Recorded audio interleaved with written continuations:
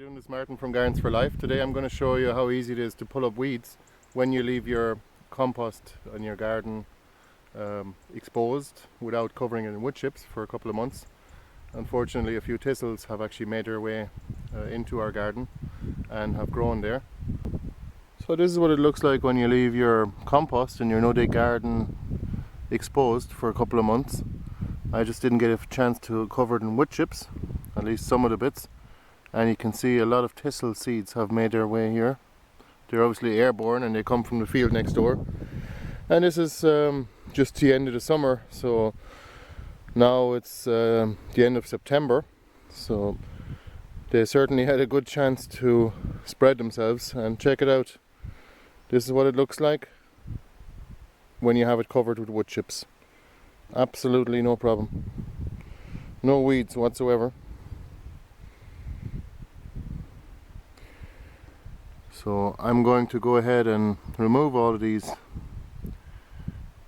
thistles and a bit of grass as well there, and I'm going to cover it in wood chips. Geez, and the satellite said it's not supposed to be raining today.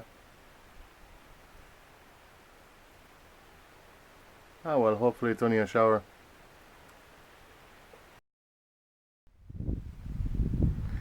Alright, back to work. The cloud has passed. So I'm just going to take my trusty leather gloves and remove these thistles, and check out how easy it is to pull them up. Takes no effort at all because the soil is very loose. There's no dig. And remember to always remove the dead plant matter from your garden, not to encourage the slugs, because they can actually probably smell dead plants and be attracted by them, at least in our experience. And we have almost no slugs in our gardens. There's a grass, bush of grass, and look, it was very easy to pull that up. And that's that little corner done already. So that only took about 1 minute. And if I had kept on top of it, it would have been fine. It wouldn't have even got that far. And of course, if I had covered it all in wood chips, which was the plan, I just didn't get to it, it would have been almost completely free of weeds or unwanted plants. So you can see here, phenomenal rate of growth on these hollyhocks and the butterfly bush. We have a goji berry over there and a pink blueberry bush right here, and here is a Rouge de Bordeaux fig tree. All in all, it's all going very well, the new garden. This is a musk mallow. I got this one from a friend, thanks to Michael. Here's a couple of baskets of couple of crates of dahlias. We're going to try and dig them into the ground, and see, they should overwinter fine under the wood chip. I don't think they're going to freeze with the cover.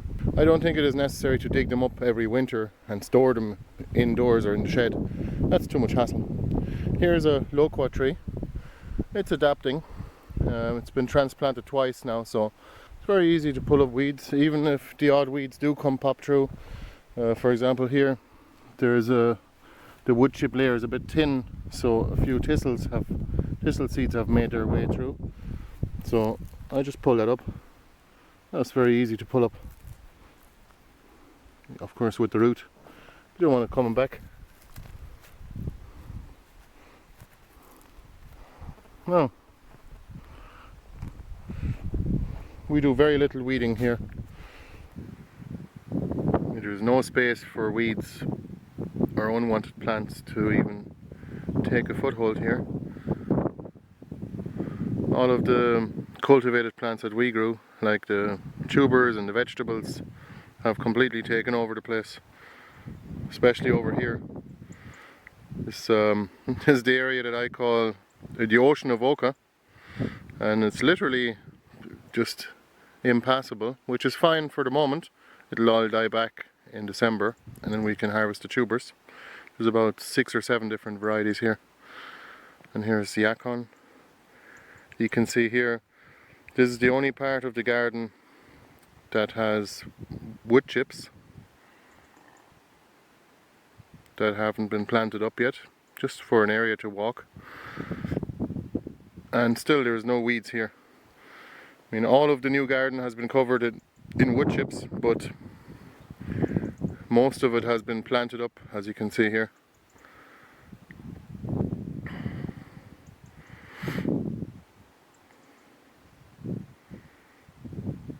We're always expanding our gardens and just getting it done bit by bit.